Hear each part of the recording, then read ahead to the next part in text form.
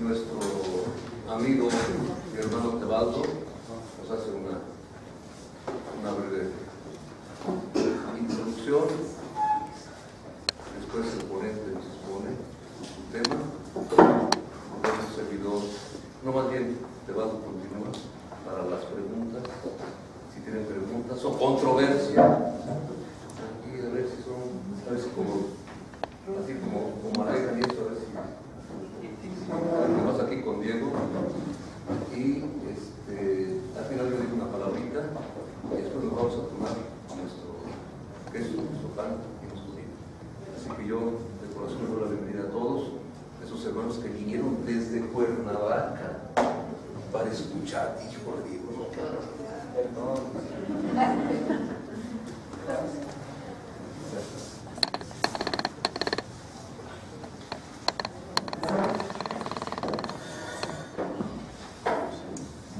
Muchas gracias, Padre, por la introducción.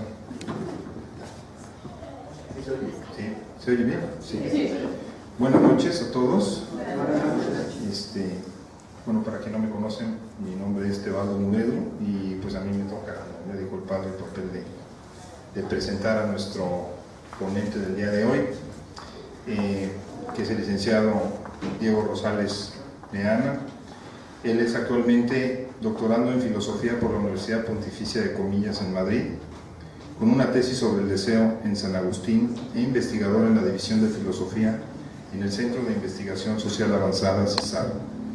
Desde 1910 dirige la revista de filosofía Open Insight. ¿Vale? 2010. No está antigua. No. ¿Qué dije? ¿No dije 2010? 1910. Ay, perdón. 2010. Es un pobrecito, ¿verdad? Open Insight.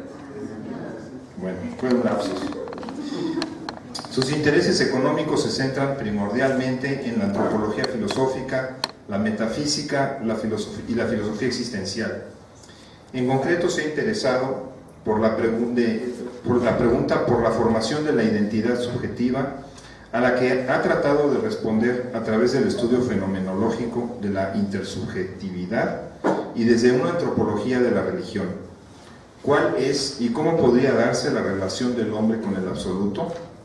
Pregunta a la que se aproxima actualmente en su tesis doctoral, que versa sobre la noción del deseo, appetitus, de San Agustín. Se ha dedicado también al estudio de la modernidad, la fenomenología de Husserl, los procesos de secularización en la racionalidad y la esfera pública. Actualmente es miembro del Comité de Bioética del Hospital Médica Texien. Desde 1908 es miembro colaborador del Círculo Latinoamericano de Fenomenología. Desde 2008, perdón.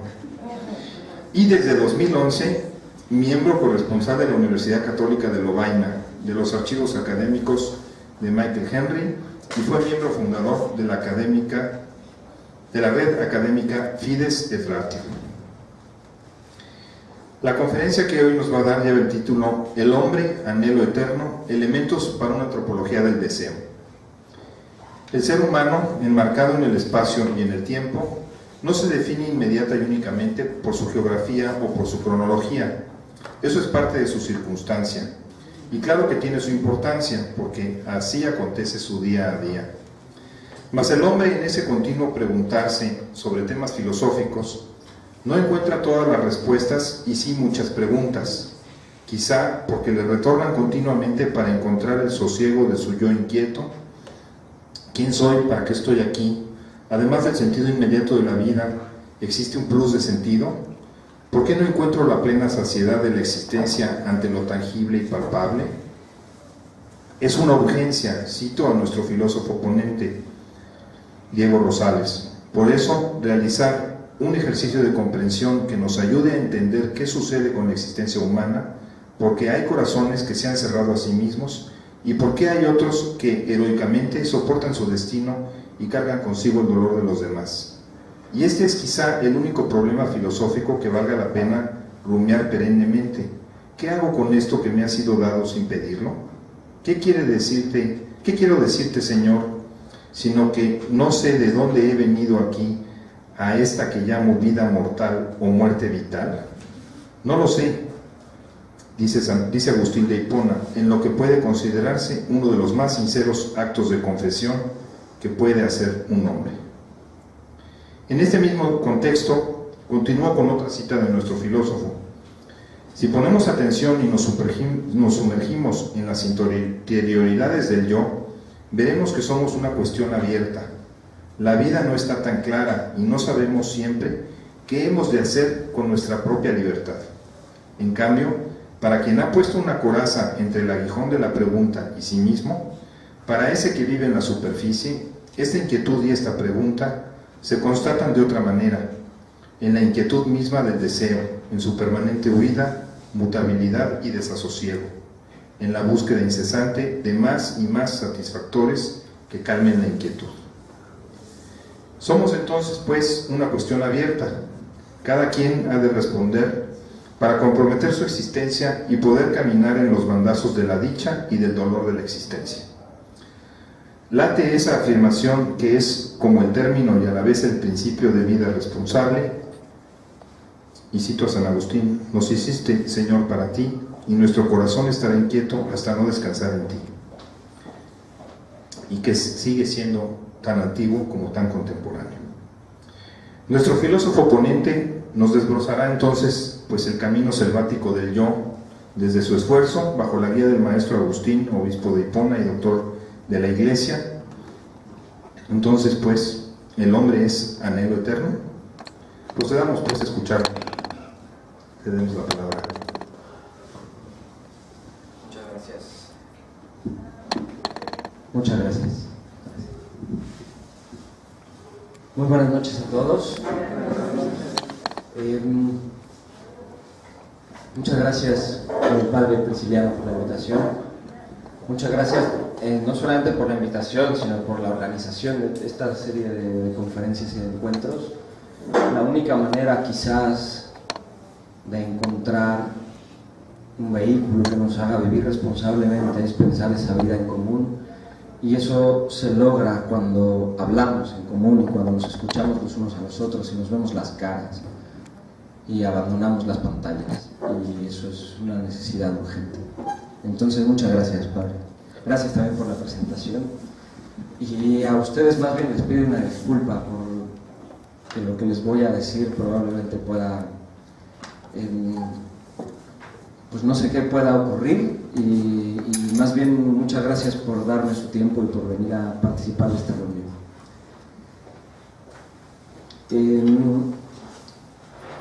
Me han invitado a hablar acerca del deseo, y creo que la única manera de hablar de él es en primera persona. La única pregunta que podemos hacernos, la pregunta más valiosa que podemos hacernos, es aquella que surge cuando vemos el dolor del otro y nos recuerda que la vida humana quizá no cumple su sentido en mi propia vida.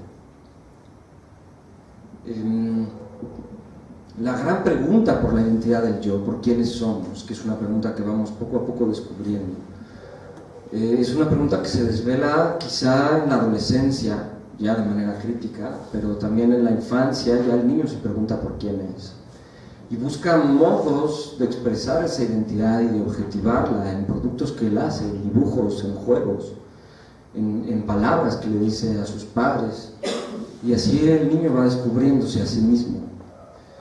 Pero después viene la experiencia del dolor y la experiencia del sufrimiento, que pone en cuestión todo aquello que en nuestra infancia otorgaba sentido a nuestra vida.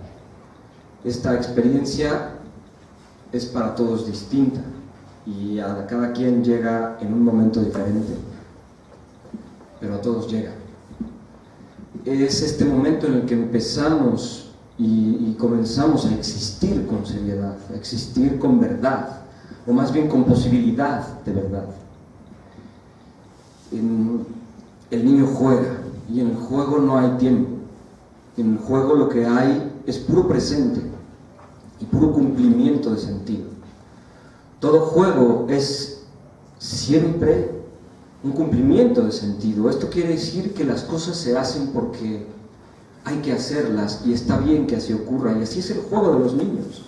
Ahora yo me transformo en un capitán que dirige un ejército y entonces tú vas a ser el enemigo, y en ese instante cambian las reglas y me transformo después en el comandante de otro ejército o en el capitán de un barco, y las cosas van surgiendo según una legalidad que siempre se cumple, y siempre se cumple en buena medida porque hay un sujeto ajeno, un otro yo, que las cumple junto a mí, y en eso consiste jugar. O incluso cuando el niño juega solo, esa experiencia de juego es una experiencia plena de sentido. El mundo va siendo creado a medida de los deseos y de las necesidades de este niño. No es una experiencia que todos hemos tenido cuando somos niños. Y así pasa también en el mundo del no juego, cuando el niño no está jugando, participa de la vida de sus padres y tiene que ir a la escuela y participa de la vida de los adultos y tiene que aprender cosas, pero el niño va viviendo y va existiendo, haciendo un esfuerzo por comprender y por integrar todas las experiencias a los propios sentidos que le han sido sugeridos en su vida. Pero el niño también empieza a vivir el dolor. De pronto debo mudarme de ciudad, de pronto me cambian de escuela, o desde el berrinche más infantil, no puedo tener las papitas sabritas que quiero, los panditas que se me antojan, ¿no? O abro la bolsita de panditas y no hay panditas rojos, que son los que me gustan, ¿no? Y los que le gustan a todo el mundo, evidentemente. Y ahí hay una experiencia de contraste, una experiencia de contraste entre lo que yo espero, lo que yo quiero y lo que el mundo me presenta. Y entonces surge así la experiencia de la negatividad. Esa experiencia de la negatividad, de no puedo ser lo que yo quiero ser, no puedo cumplir lo que quiero cumplir, no puedo conseguir lo que quiero, o no me dan lo que yo quiero que me den, me obliga a reinstalarme en el mundo. Y es una experiencia que de niño se comprende con las categorías de niño, pero que de adulto se comprende con las categorías de adulto. Y entonces, aunque yo haya vivido una experiencia fundamental, por ejemplo, de gozo ante la existencia, de pronto voy caminando por la calle y el mendigo me recuerda que el hambre es absoluta. Como decía John Sobrino, solo hay dos cosas absolutas, ¿no? Dios y el hambre son absolutas, todo lo demás es relativo y se puede cuestionar. Pues eso lo aprendo, no solamente en primera persona, cuando aprendo esta experiencia de negatividad y de soledad y de aislamiento, cuando no puedo conseguir lo que yo quiero, sino que la alteridad me impone un mandato.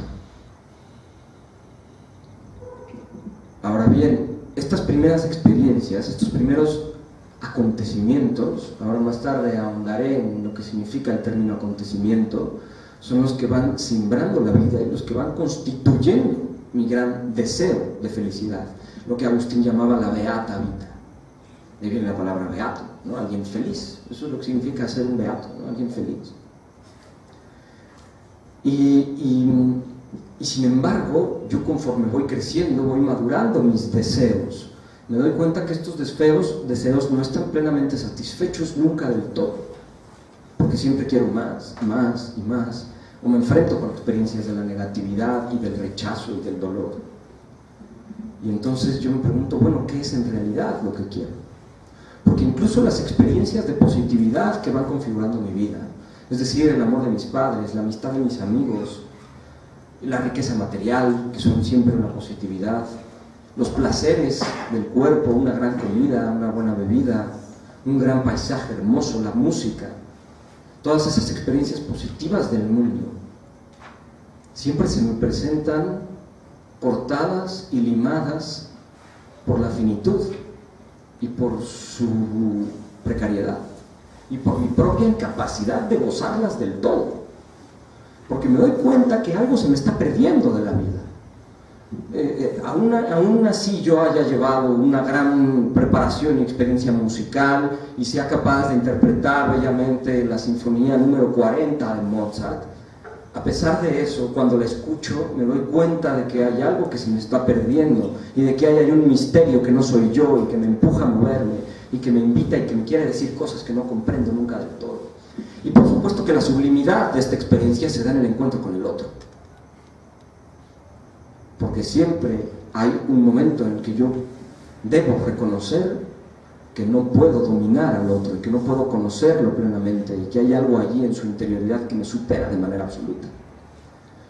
Entonces, vamos poco a poco en la existencia teniendo experiencias de negatividad que simbran y que cuestionan todos los esquemas bajo los cuales yo interpretaba el mundo.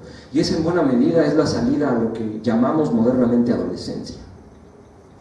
Esa experiencia de frustración ante lo que en nuestra infancia soñamos, pero nos damos cuenta que el mundo no nos ofrece y no nos satisface.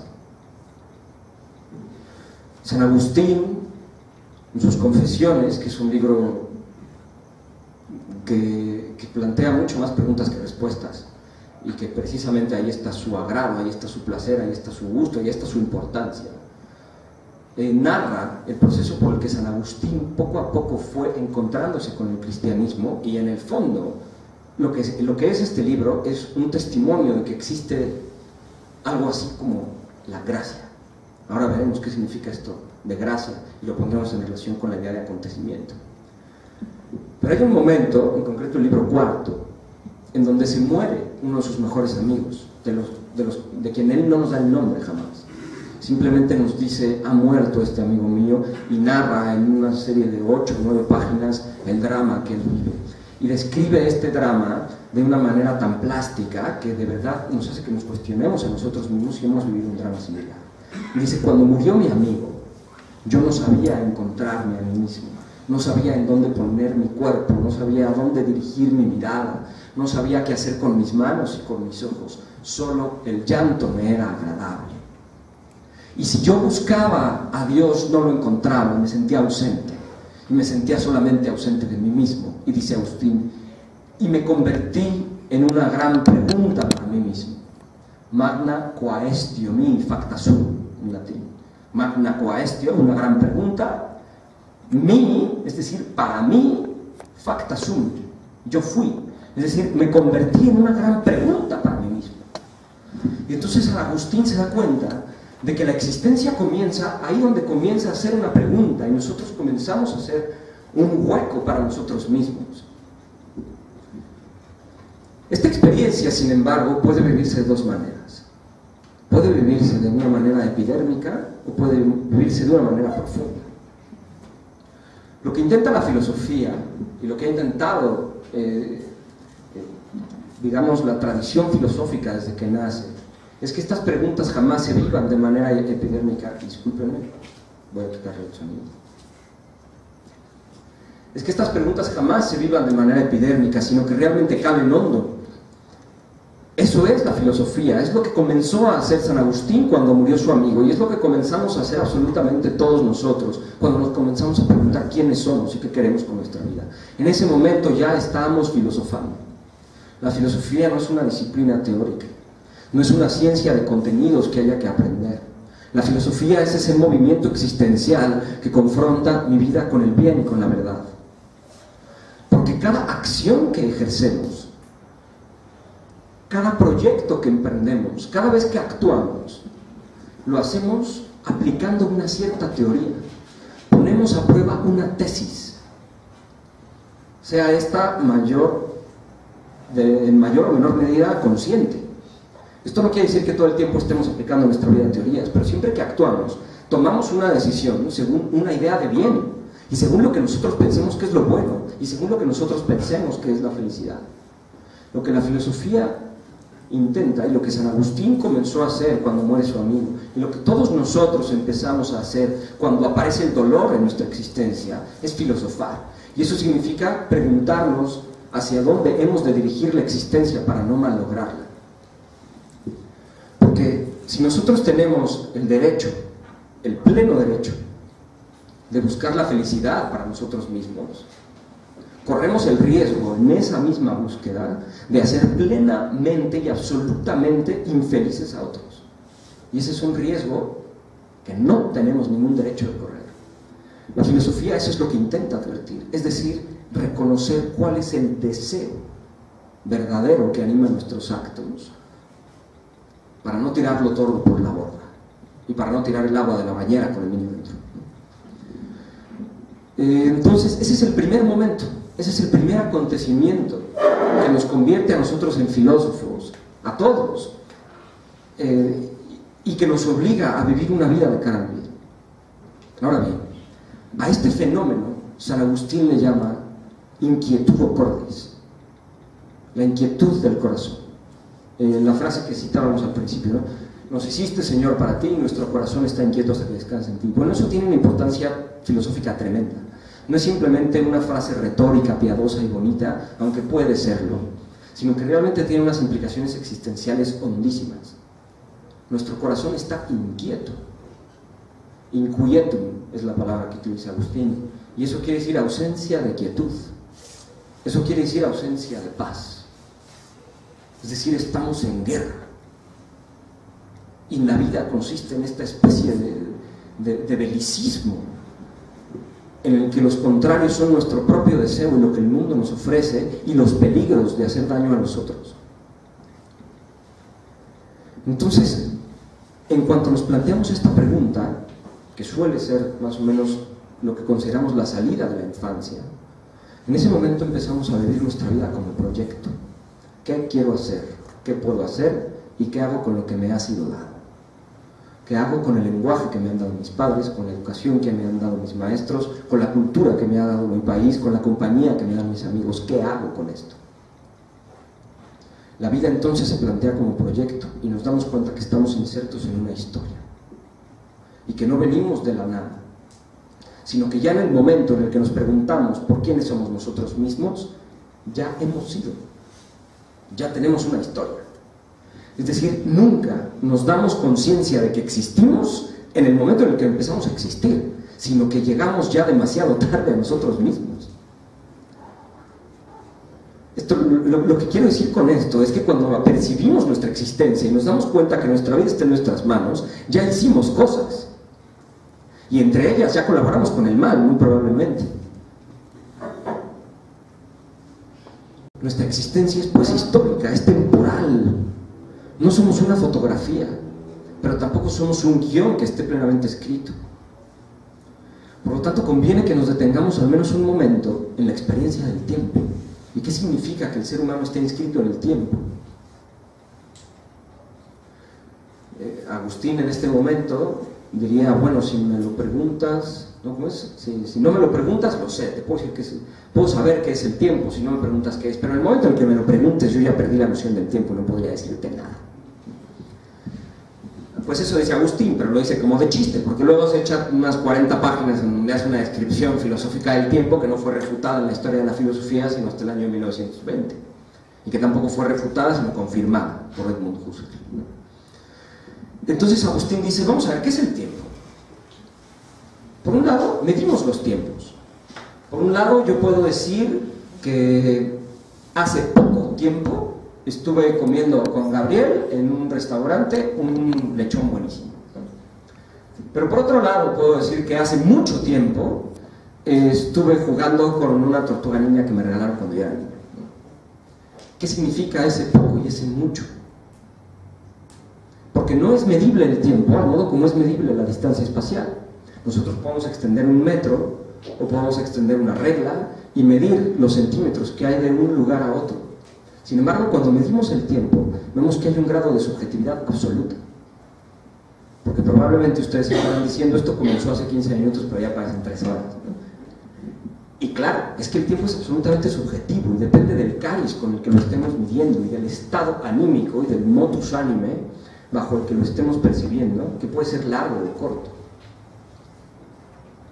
Entonces dice Agustín, bueno, ¿el pasado existe? No, solo existe el presente. Sin embargo, ¿qué es el presente? Es un momento, en el momento en el que digo presente, el presente ya se me fue.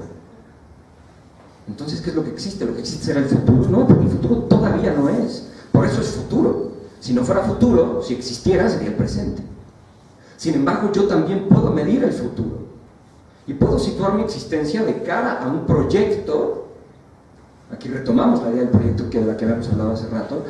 Y vivir de cara a ese futuro y codificar mi presente de cara a ese proyecto en mayor o menor medida.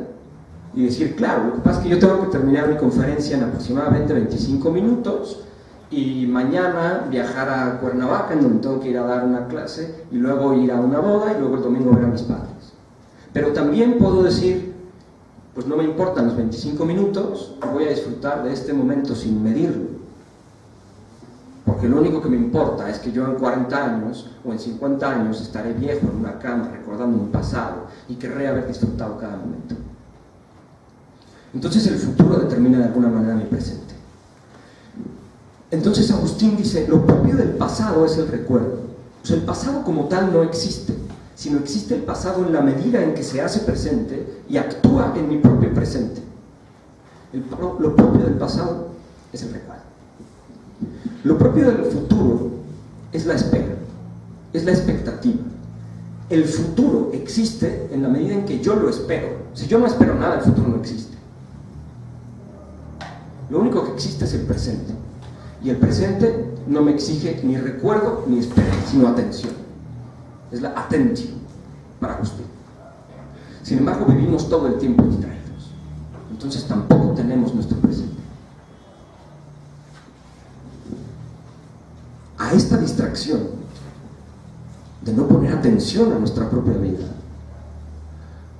Agustín la considera como el más grande de los pecados. A querer traer el presente, el pasado al presente, le llama nostalgia. Porque es querer tener hoy, aquí y ahora algo que no es y que no puedo tener. Es decir, es querer convertirme en el señor del tiempo. A la actitud que quiere traer el futuro al presente en lugar de esperarlo, le llama Agustín desesperación. Que es esa ansiedad por querer que las cosas sucedan exactamente como yo las quiero.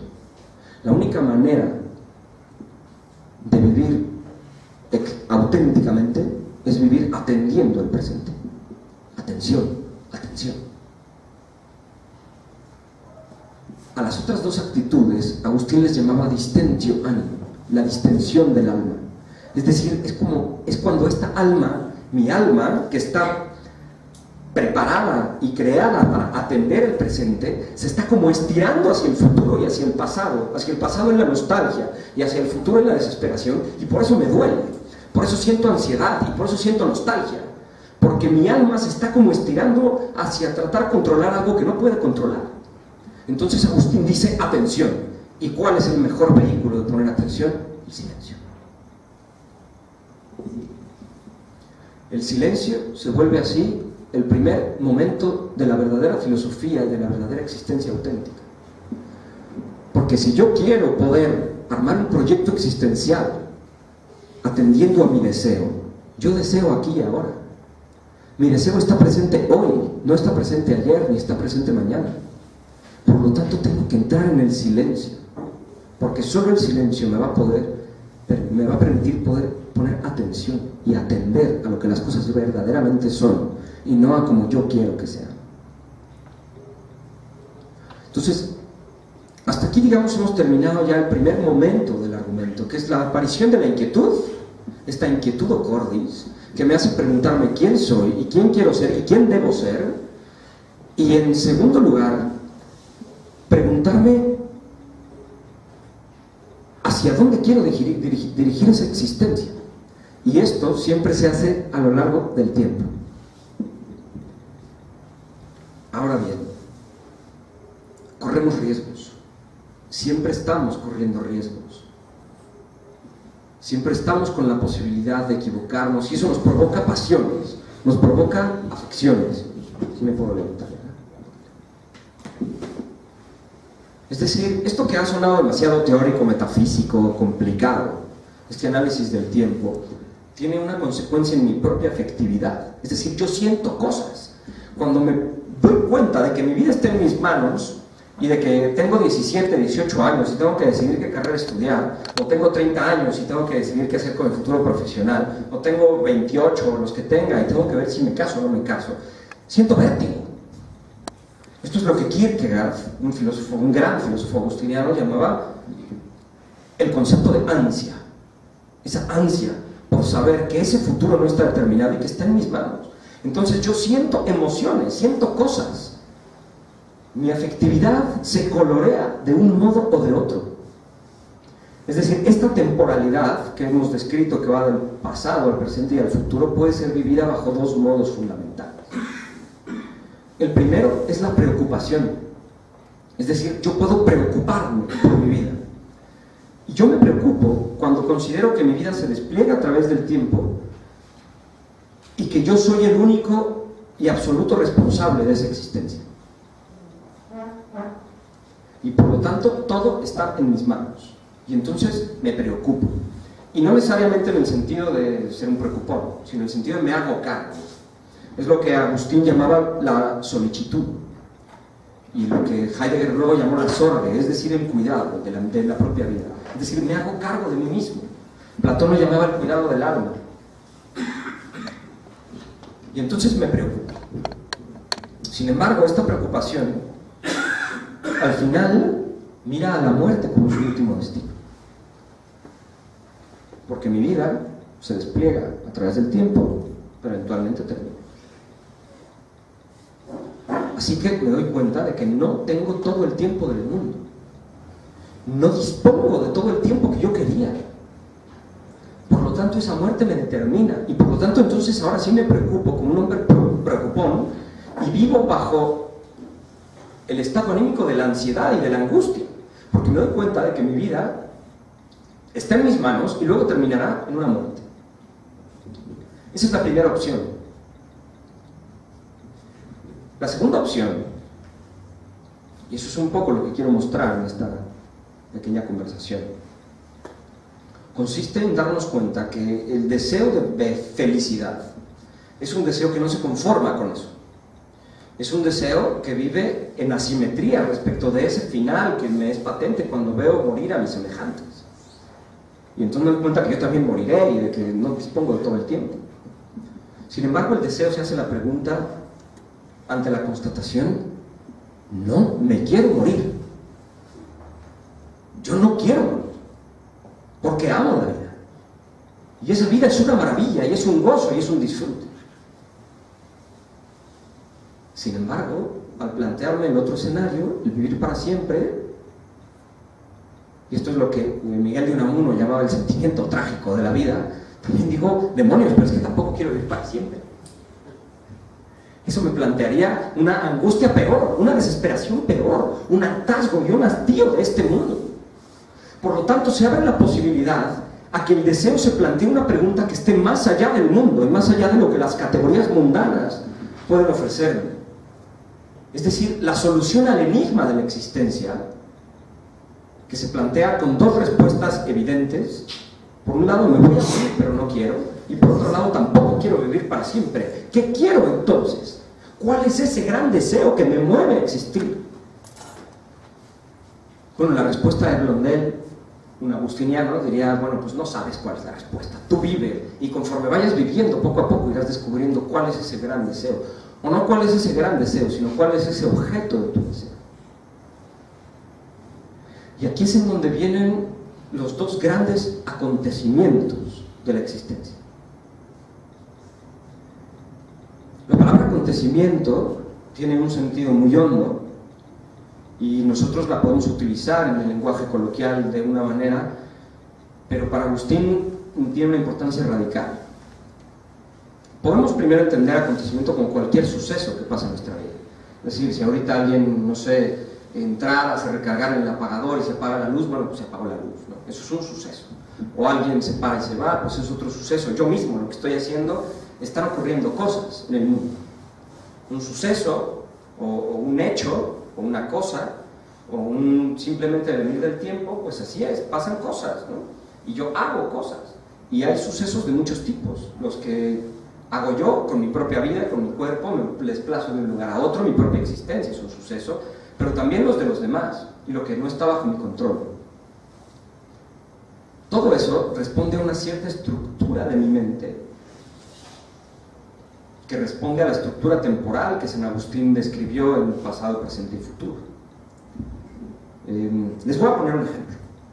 Cuando nosotros escuchamos una melodía, una pieza musical, pongan la que ustedes quieran, puede ser la cuarta de la 40 sinfonía de Mozart, pero también puede ser la de Maradó y Diego y las cebollitas y eso, o también puede ser cualquier canción de Shakira o lo que ustedes quieran. Nosotros escuchamos una nota y la interpretamos y la integramos a nuestra experiencia musical de acuerdo a la nota anterior. Y la nota que escuchamos al mismo tiempo medio nos dice y nos avisa qué tipo de nota viene después. Y cuando viene esa nota decimos, ok, así sigue la melodía. Y luego esperamos una nota siguiente. Y estamos siempre reteniendo todas las notas anteriores, y eso es lo que le da sentido a la nota actual. Y estamos de alguna manera esperando las notas siguientes, y eso también le da sentido a la nota actual. Y las notas siguientes obtendrán sentido por la nota actual, que se convertirá al siguiente instante en una nota ya pasada. De tal manera que el sentido total de la pieza lo obtenemos cuando termina la pieza. Y entonces decimos, de esto se trataba, esto me quería decir. A esto, Husserl, un filósofo del siglo XX, en perfecta línea agustiniana, le llamaba retención, el fenómeno de la retención, que era retener la nota anterior, y la protensión, que era esperar un cierto tipo de nota. En una canción, en una pieza musical es muy fácil entenderlo, pero también es muy fácil entenderlo en un fenómeno motriz. Por ejemplo, si ustedes ven que yo levanto esta pierna, esperan que el siguiente movimiento es que baje. Entonces, de alguna manera, esperan que baje porque la subí. Entonces, están reteniendo el momento de percepción en el que ustedes vieron que yo subí la pierna y esperan el siguiente momento, que es bajarla. Y así es como se constituye nuestra experiencia del mundo. Por ejemplo, si nosotros vemos que viene un camión de Red Q y atropella a un buen muchacho que va en bicicleta, lo que esperamos es que el siguiente momento sea un gran grito de dolor, ¿no? En el mejor de los casos. Y así se va constituyendo toda nuestra experiencia percepcional y motriz del mundo. Bueno, los acontecimientos son los que rompen esa estructura. Los acontecimientos son sucesos que no son en absoluto predecibles, que vienen de manera absoluta y completamente inesperada, y que por lo tanto nos tardamos en entender. Es decir, el acontecimiento es de alguna manera inaprovechable en el primer momento. Yo no puedo saber qué fue lo que ocurrió. Y los dos tipos generales de acontecimientos son el dolor y el amor. El dolor profundo que tuvo Agustín cuando perdió a su amigo fue un verdadero acontecimiento en su existencia. El acontecimiento nos obliga a replantearnos todas las categorías bajo las cuales hemos interpretado nuestra propia vida. El acontecimiento nos obliga a reposicionarnos en el mundo y a decir, quizá yo había vivido mal, quizá todo lo que he hecho lo he venido haciendo de alguna manera erróneamente. ¿Por qué? Porque eso que me había venido haciendo y eso que yo pensaba es incapaz de ayudarme a entender lo que me está pasando ahora.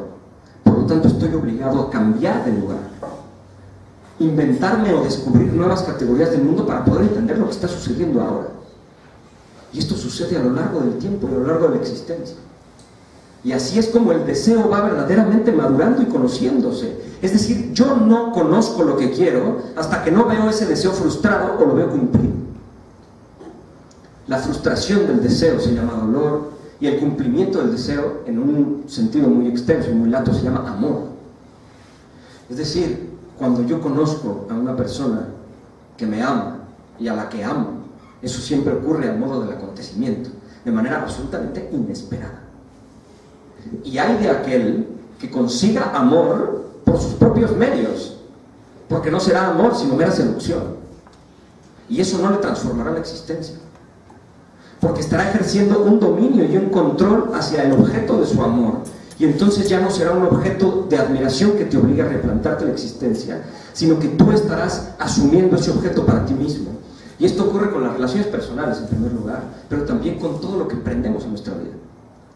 Si yo emprendo un nuevo proyecto profesional y lo quiero controlar de manera absoluta, no lo estoy amando verdaderamente.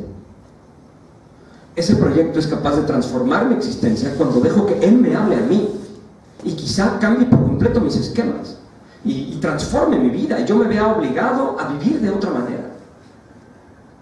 Hay de aquel que quiera siempre imponer sus propias categorías al acontecimiento de la vida, porque correrá el riesgo de convertirse en un dictador de la existencia.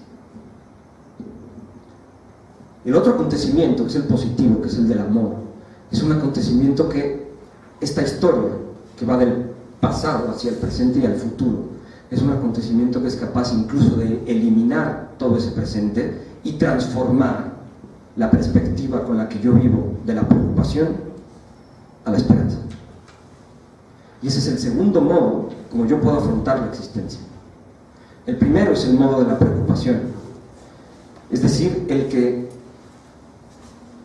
piensa que toda nuestra existencia está en nuestras manos y que tenemos que hacernos cargo de nuestra vida y que todo depende de mis propias virtudes y que todo depende de mis propios actos y de mis propias fuerzas y que por lo tanto yo tengo que tener control absoluto de todo, y entonces me convierto en un verdadero dictador, no solamente de mi vida sino de los otros, para que las cosas ocurran como yo pienso que deben ocurrir. Ese es el modo existencial de la preocupación. Es un modo que además San Pablo condenaba de manera absoluta y que Heidegger propugnó como el verdadero modo de existencia auténtica. El otro modo es el que se deja calar y herir por el acontecimiento y que enseña lo primero que hay que aprender, que es que nosotros mismos no somos la felicidad. Podemos llegar a ser felices en algún momento, pero nosotros no somos la felicidad. Cuando aprendemos eso, y frecuentemente lo aprendemos a través de experiencias bastante desagradables, adoptamos lo que Agustín llamaba pietas, piedad, y los griegos llamaban theosebeia, es decir, una actitud reverencial ante la realidad. Y los judíos llamaban temor de Dios. Es esta actitud que sabe que como nosotros mismos no somos la verdad, esperamos, y por eso se le llama esperanza, que la alegría, que es el único móvil de la existencia, el único móvil de la existencia, advenga y haya una alteridad que dé sentido y que cumplimente este gran deseo de alegría absoluta. Ese es el segundo acontecimiento. Y cuando esto ocurre, y puede ocurrir, ¿por qué no? Si ya vino alguna vez el dolor y se robó todas mis esperanzas sin que yo lo hubiera sabido, ¿por qué no podrá venir y advenir algún día y acontecer el amor y restituirme todas esas esperanzas que yo perdí? Eso puede ocurrir. Así es como esta inquietudo cordis, este gran deseo de beata vita, este gran deseo de felicidad, se va desplegando a lo largo de la existencia. Y esa batalla, esa guerra, consiste precisamente en eso, en poner a luchar a los soldados de nuestros deseos, esos pesos que nos tiran hacia abajo, hacia arriba y hacia los lados, contra los pesos que la existencia me obliga a ir aprendiendo.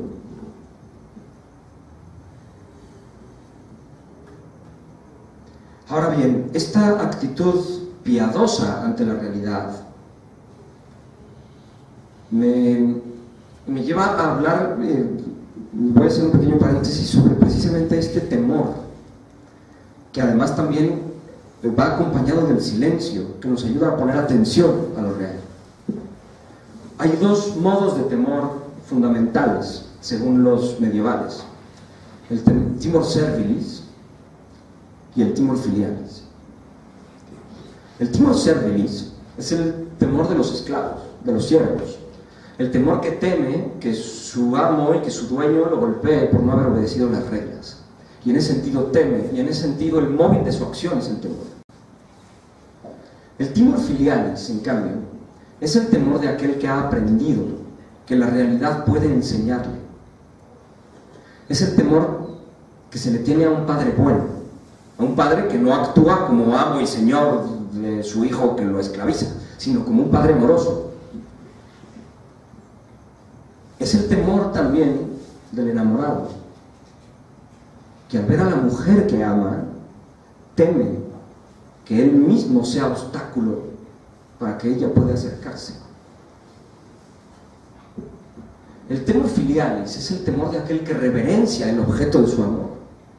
Es aquel que se da cuenta de la santidad y la sacralidad de aquello que ama, y por lo tanto no le teme a aquello que ama, sino que le teme a sus propias flaquezas y por lo tanto prefiere estar silenciado para no cometer un traspié y que entonces el objeto de su amor ya no lo abrace y lo recoja. El inicio del amor, dice Agustín, es el temor. Si no has temido, entonces tu amor no es verdadero amor. Pero se está refiriendo a este temor, al temor de quien ya empezó a amar de alguna manera. Y es un temor que, aunque la palabra en las connotaciones psicológicas contemporáneas pueda asociar a una actitud apocada, es realmente la única posibilidad de que nuestro amor sea verdadero amor y no seducción. El seductor no le teme a su amor. El seductor hace, deshace, actúa, va, busca, caza, saca sus armas, las dispara. El amante, en cambio, respeta. El amante se calla. El amante espera. Y esa es la existencia en la esperanza, que es completamente antitética a la existencia en la preocupación. El amante espera a tal grado que venga una alteridad y que lo salve de su propio drama, que es capaz de superar la muerte. Porque en el primer caso, recordemos los dos básicos modos de existencia, la preocupación y la esperanza. El que vive bajo el modo de la preocupación piensa que la muerte es el final y por lo tanto ejerce con su propia voluntad un esfuerzo magnánimo y sobrehumano porque ese breve lapso de existencia sea sublime. Pero eso en realidad lo angustia porque se da cuenta de que él no es capaz de llenar de sentido su propio deseo de felicidad.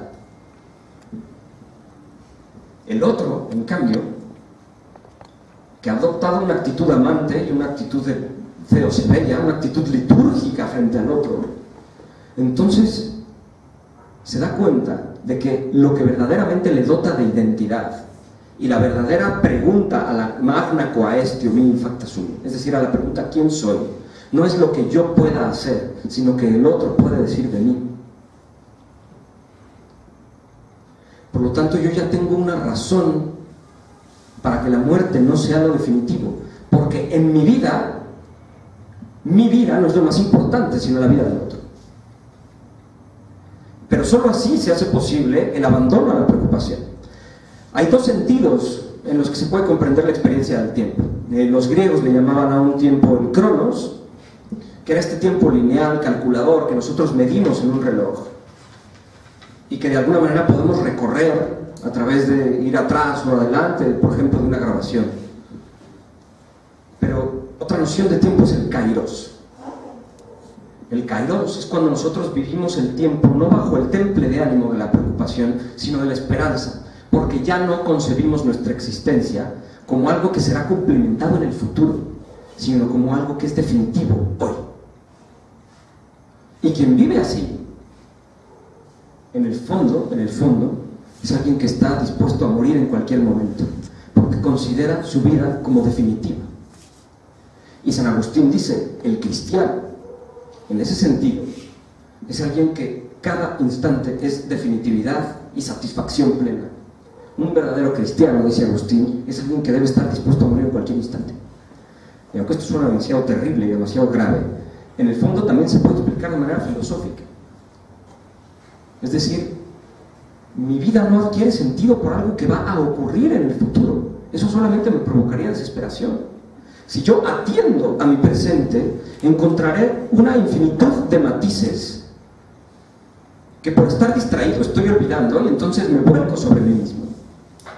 A esto San Agustín le llamaba libido. Libido, que es una palabra latina que luego Freud retoma y asocia exclusivamente al deseo sexual. Para San Agustín era todo deseo que no se dirige al otro, sino que se devora a sí mismo. Porque quien vive bajo el talante de la preocupación, vive pensando que él mismo puede ser el sentido de su propia vida. Yo, con mis esfuerzos, con mis trabajos, con mis sudores y con el sol al lomo, puedo dar sentido a mi existencia. Eso es para San Agustín libido. Es decir, un deseo pervertido. insisto, el vocabulario contemporáneo nos invita a relacionarlo con el deseo sexual, pero no estoy hablando de deseo sexual y Agustín no lo está haciendo. Libido es todo deseo del hombre que se desea a sí mismo. Cuando el deseo sale de sí y se da cuenta de que puede vivir bajo el temple de ánimo de la esperanza, ese deseo no es libido, sino caritas, es decir, amor, porque ya no te deseas a ti mismo, sino que te das cuenta que el verdadero cumplimiento de la beata vida ha de venir de una alteridad. Y ahí es en donde aparece el acontecimiento de la gracia. Y justamente la gracia en este sentido se caracteriza por ser algo que no podemos controlar y que necesariamente ha de venir de fuera. Si viene de mí mismo, entonces no es gracia, es libido. Es un deseo que, como el uróboros es esta serpiente clásica que se va devorando a sí mismo, mordiéndose la cola, no hace sino más que comerse y alimentarse de sí mismo. A este respecto tiene Agustín una metáfora increíble que se llama, no que se llama, sino les llama a los libidinosos, a quien viven bajo libido, esos famélicos, hambrientos que van por ahí lamiendo sus propias sombras.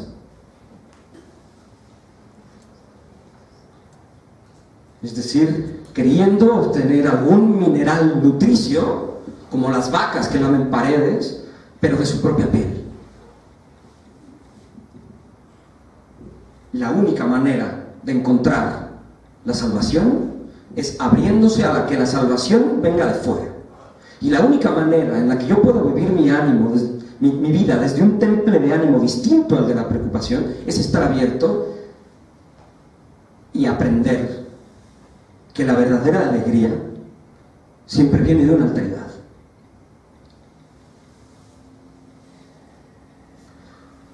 Así es como se va desplegando el deseo, al menos desde la perspectiva de San Agustín, y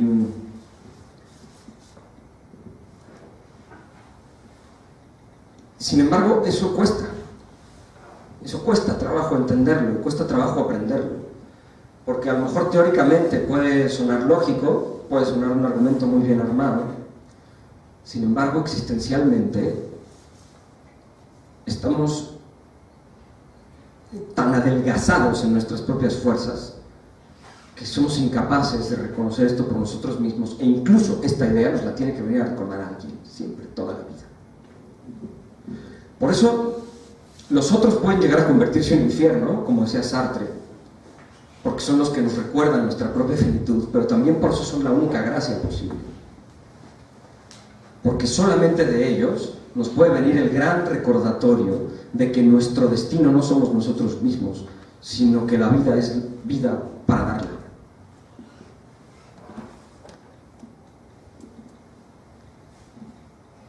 Bueno, no sé si tengan alguna...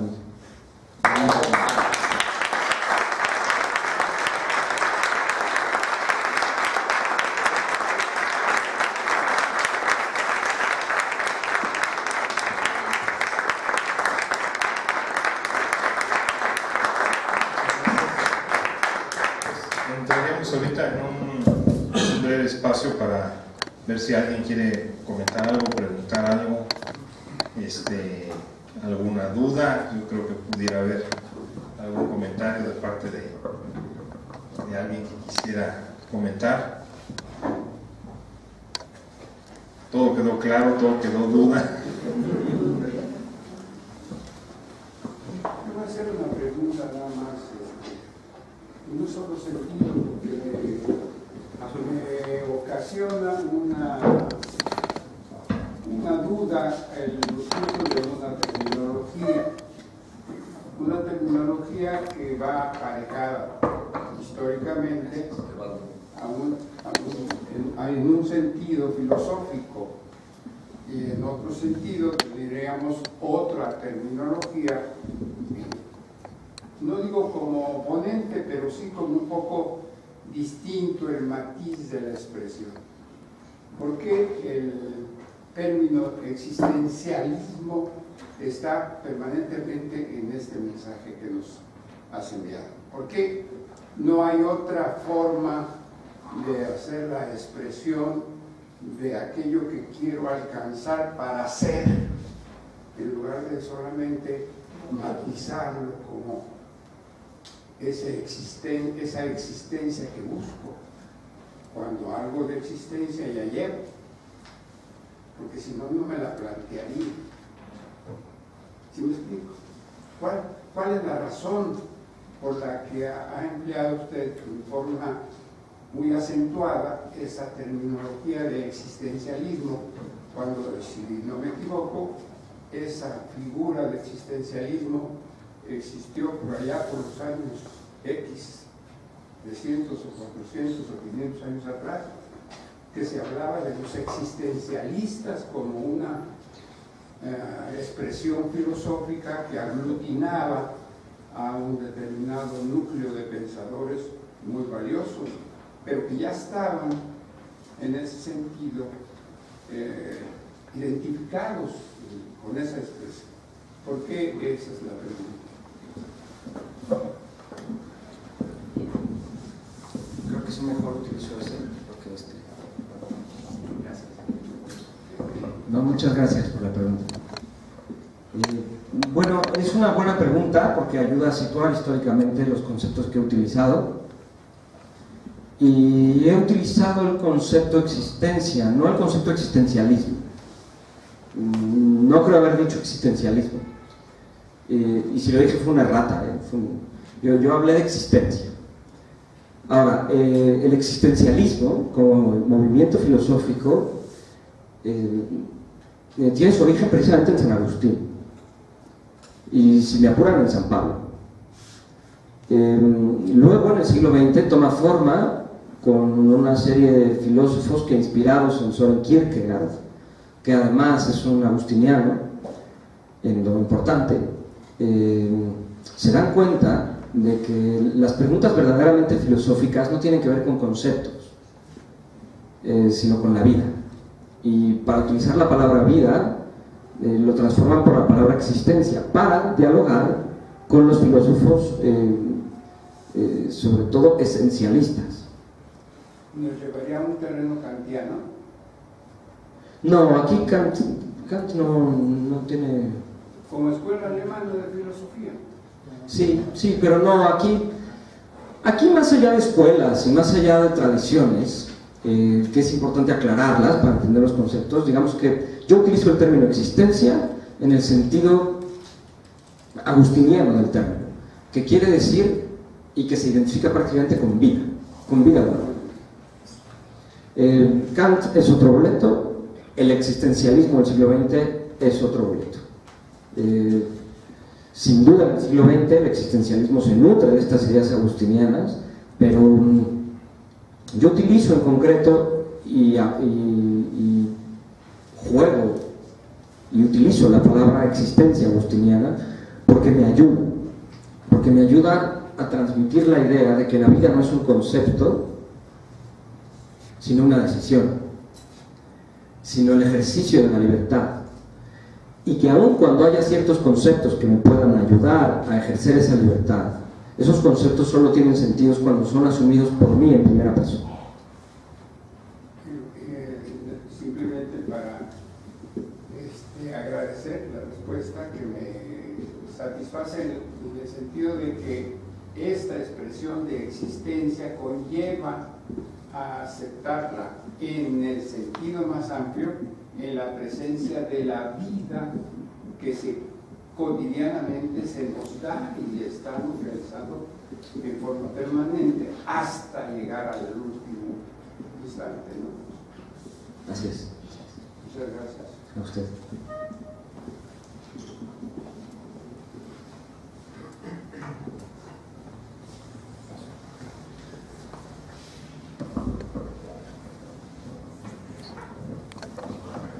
Gracias por esta cátedra. Yo tengo algo muy sentido.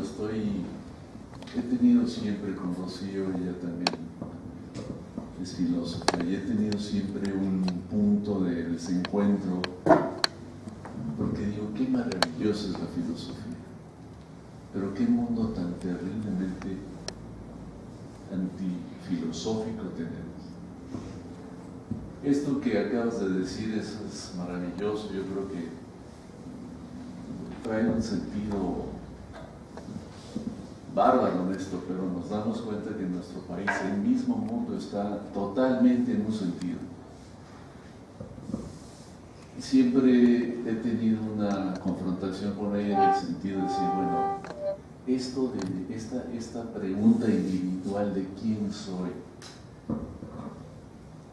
¿cuándo, pregunto a nuestros políticos, ya se le hicieron esa pregunta? Es decir, está terrible, tan fuerte el mundo que esto de la filosofía no ha permeado en el mundo. Es una tristeza, pero digo, ¿qué tenemos que hacer para que alguien, lo que nos está pasando en el país, me causa mucha alegría ver que hay jóvenes y que les traes estos conceptos y preguntarse, pero con este ruido que tenemos, ¿van a poder llegar a esto y cambiar? Es decir, esta parte de llegar a ser feliz, lo que llamas. Entonces, ¿dónde están los filósofos? Yo sé que están aquí, a lo mejor estamos, ya lo dijiste, filosofamos, pero está terrible. Creo que algo se tiene que hacer. No sé, me gustaría que platicaras, nos dijeras algo sobre esto. Muchas gracias. No, pues sin duda ya me puso usted en aprieto, porque la filosofía entendida así siempre ha sido un asunto, como diría un profesor de aquí de la Universidad Autónoma de Querétaro, un asunto de arrabales. Es decir, un asunto de las márgenes, un asunto de los olvidados y de los desposeídos. La filosofía nace con Sócrates, que era un terrible hombre, que era feo físicamente y que provocaba el gobierno y que provocaba a los jóvenes y que murió asesinado. Y eso es algo que los filósofos pocas veces nos tomamos en serio, pero realmente quizás esa es la vocación de la verdadera filosofía. Es creo que legítimo el deseo de que la filosofía sea un asunto universal. Sin embargo, la filosofía tiene la vocación que tuvieron los profetas, es decir, la vocación de la denuncia a la injusticia. Y esa es una vocación que siempre ejercerán pocos, porque eso trae consigo probablemente el descrédito de la sociedad. Entonces,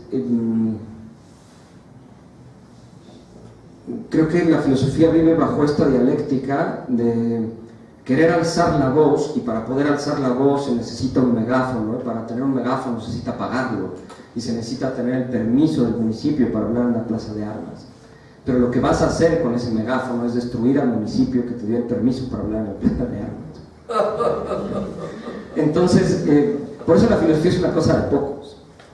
Y lamentablemente siempre lo será. Ahora, esta es una respuesta a un nivel. La respuesta seria,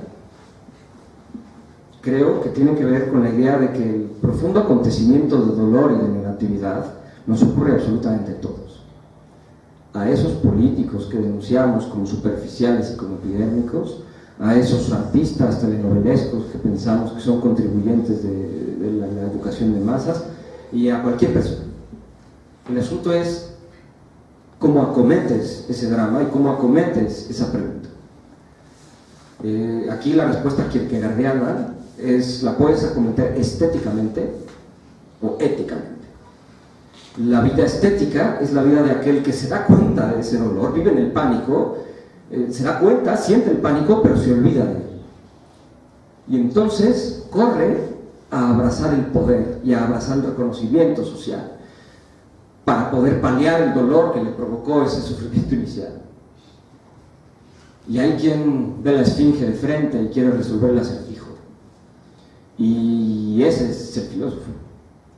Y el filósofo no en el sentido de un servidor que está de este lado hablando, ¿no? Sino cada uno de ustedes que está hoy aquí viniendo a un evento crítico donde van a preguntar sus propias vidas. ¿Qué tiene que ocurrir para que vivamos estéticamente o éticamente nuestra existencia? Pues no lo sé. La verdad es que no lo sé. Creo que superaría mis capacidades y me convertiría en un adorador de ídolos si dijera respuestas sobre estas cuestiones. Creo que el asunto depende de cómo la gracia ocurre en tu vida y cómo los acontecimientos sean asimilados por uno mismo. No solamente por uno, sino por todos. Y por la comunidad que te acompaña. Pero, es decir, confrontas la realidad, lo que nos está pasando, por ejemplo, en estos momentos. ¿Dónde están los filósofos? ¿Dónde están? Tendríamos que ser filósofos. O sea, esto que platicas y que es muy fuerte, tendríamos que ser todos filósofos, y no lo somos. Yo creo que el único filósofo, no sé, no siento que nadie, ni tú mismo, somos filósofos ahora. Filosofamos, hablamos de ciertas cosas, pero nuestro país está hecho pedazos, el mundo está hecho pedazos. Entonces, ¿para qué sirve la filosofía? Híjole, pues no lo sé, probablemente para nada. Porque también entiendo la religión nos lleva, la religión para mí está mucho más definida, pero la filosofía es una maravilla, sin embargo, la tocamos como cuando deshacemos una flor así y no está madura, la despreciamos. O cuando vas a un jardín y estás deshojando una. Así están los filósofos, no entiendo. El mundo se está despedazando, hay estas maravillas y no hacemos nada. Yo mismo, ¿no? Claro, lo que pasa es que para resolver ese despedazamiento se necesitan acciones institucionalizadas y se requiere en buena medida el connubio con el poder. Y un filósofo que se plantea en serio la existencia se dará cuenta que ese connubio con el poder o dejará de ser medianamente filosófico o terminará cediendo a él. A este respecto, no una respuesta, pero un planteamiento del asunto que ayuda a plantear las cosas y a separar unos conceptos de otros es la ciudad de Dios de San Agustín. Por un lado, hay un proceso histórico mundano en el que no hay más que retroceso, dice Agustín. Y la ciudad de los hombres y el poder político es decadente. Y no hay modo, porque el mundo, la estructura del mundo, no es que sea negatividad, pero está puta. Pero en cambio, la esperanza verdadera no ha de encontrarse, dice Agustín en la ciudad de Dios, en la modificación institucional de ese mundo corrompido, sino en la capacidad que se da en pocos, y esos pocos tienen la obligación de transmitirla, de concebir el presente como un presente con posibilidades de esperanza. Decía Iván Illich que cuando le preguntaron, bueno, ¿y usted qué piensa del futuro? Iván Illich dice, el futuro es de las instituciones, las personas no tenemos futuro, el futuro es una cosa que no me importa, las personas vivimos con esperanza. Y la idea es atender a esta idea de que a pesar de que el mundo pueda estar destruyéndose, siempre existe la posibilidad de que un solo individuo sea esperanza para otro.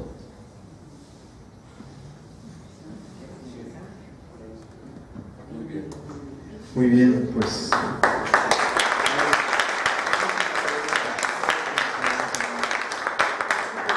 muy rápido comentario. con lo que dijo el señor. Yo creo que la filosofía es de valientes. El que realmente tenga el valor de honestamente mirarse al espejo y decir quién soy, para qué estoy aquí, a dónde quiero ir, y haga algo en consecuencia, se necesita tener mucha fuerza interna. Todos nos lo hemos preguntado, pero muchos le damos la vuelta al espejo y nos vamos a donde sea más fácil. El cuestionamiento que cada uno de nosotros los hacemos en alguna parte de la vida, esa es la valentía con la que debemos de enfrentar el resto, lo demás, porque somos conscientes. Yo soy padre de 6 muchachos y a mí los comentarios de una persona que ha perdido la esperanza en su país son terribles. O sea, el ver a una jovencita, a 2 de mis hijos que están aquí, a 2 jóvenes más por acá, este jovencito que está aquí, que a lo mejor no entiende la mitad de lo que estamos diciendo, porque es un poco elevado para él, pero algo entiende y se le va a quedar. Y esa es la semilla de la esperanza que este país necesita. A nadie le es fácil, son las 10 de la noche, ya estamos cansados, pero estamos aquí, porque a alguien le interesa. Ese es el comentario. Muchísimas gracias.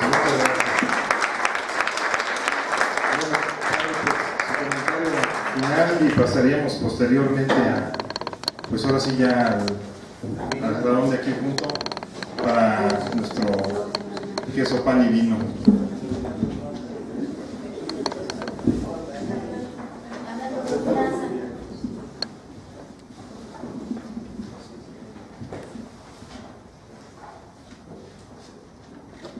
Quiero decir muchas cosas, sobre todo por los que me conocen. Quiero decir muchísimas cosas, pero sigue el queso, el pan y el vino. Entonces voy a decir unas cosas breves. Estuve escribiendo bien. Es difícil combinar en una persona juventud, espíritu inquisitorial del filósofo, por el bien decir, directo, vital, y los escritos que empecé ya a gustar y a saborear. Tiene un estilo literariamente pues, atractivo y sobre todo provocativo, que te llega, que te pesca. En el fondo de su exposición campea el método fenomenológico, esa vivencia en la inmediatez de lo que acontece, y su categorización en esa línea de profundización agustiniana. Para mi gusto ha sido una delicia escucharte, de verdad, querido filósofo Diego, que siempre me escucha a mí. Yo a él no te escucho, ahora te estoy leyendo. ¿Verdad que sí me escuchas? Y por eso, Diego, de verdad, felicidades, y yo te digo que ánimo, esperamos tu tesis doctoral. Con mucho gusto. Mira, aquí tienes como 50 personas que están dispuestos a leer esa tesis, que va a estar sabrosísima, cercana a nosotros y un poquito menos pesado o pesada que Heidegger. Y sería tiempo, ¿no? Nosotros de verdad estamos muy complacidos. Yo en lo personal me encantó tu estilo así directo, franco, vivencial. Te queremos ofrecer dos cosas. Primero, un reconocimiento firmado aquí por nuestro coordinador de Baldo, por nuestro secretario que está por ahí atrás, Augusto, y por un servidor. Voy a leer el reconocimiento que dice: el Grupo Cultura y Diálogo Siglo XXI del Templo Expiatorio Sagrado Corazón de Jesús agradece al licenciado Diego y Ignacio Rosales Neana su magistral conferencia El hombre anhelo eterno, a través de las cuales nos desbrozó el camino selvático del yo ante la inquietud permanente del objeto de los deseos inacabados, en los cuales subyace el anhelo eterno agustiniano.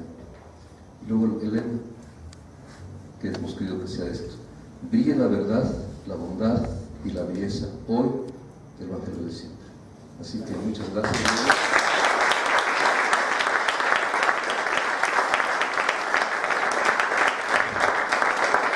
Esa es la primera cosa. La segunda, los que no conocen, aquí está el primer número de Open Insight, revista filosófica de la cual él es director. Y no les voy a leer la dedicatoria que me hizo, porque eso es presumir. Segundo, queremos darte, Diego, pues este libro de grandes pensadores, este Ratzinger, nuestro querido Ratzinger, que también fue por esa línea agustiniana, de varios pensadores. Aquí está von Balthasar, que también desarrolla este tema del tiempo de Agustín de una manera extraordinaria, pero ay Dios santo, como que hay que estar en gracia y cerca del cielo para entender a von Balthasar.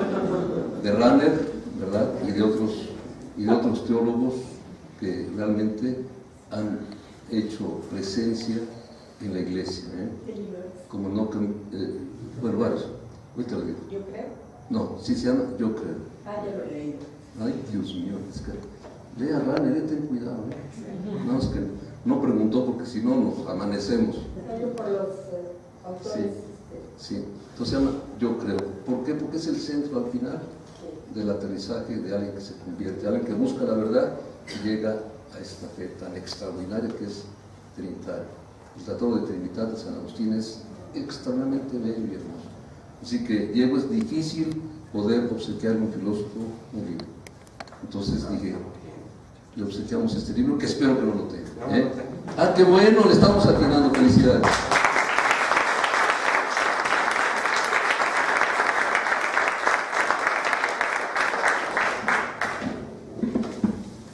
Gracias, padre. Pues bueno, vamos llegando entonces al final de la plática de la conferencia del día de hoy y pues los esperamos a todos juntito en el salón de junto. Vamos a tener un brindis y algunas cositas ahí para degustar. Entonces, pues muchas gracias.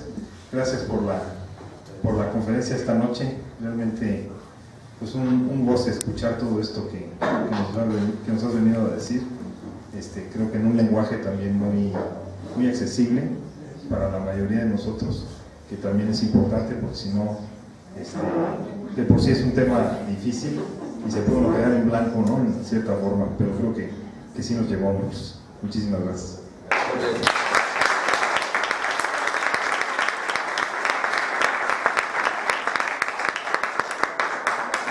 Que no sea la última vez, ¿verdad? Claro.